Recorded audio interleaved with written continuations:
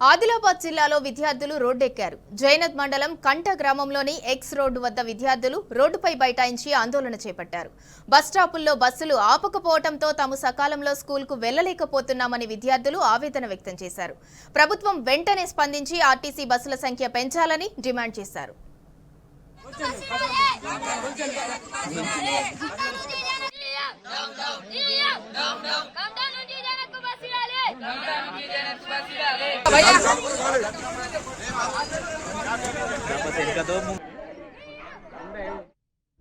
నేను sir DM దగ్గర 3 రోజులు పోయినా 50 పాసులు తీయాలి. మా పిల్లగాళ్ళు జైనత్ బల్లె ఉన్నారు, గవర్నమెంట్ హాస్పిటల్ బల్లె ఉన్నారు సార్.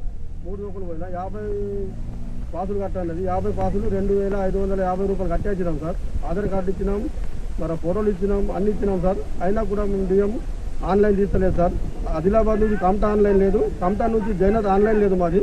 అందుకే బస్సు ఇస్తలేదు సార్. ఎన్ని ఇడుతలేదు సార్. అందుకే ఈ ధర్నాకు మేము దిగినాం సార్. सर आमच्या गावात बस नाही येत आहे. ते पास काढून येते, फॉर्म काढून मग फॉर्म काढून तरी बस नाही जात. पैसे दिले तरी नाही जात. बसच नाही त्या गावामध्ये म्हणून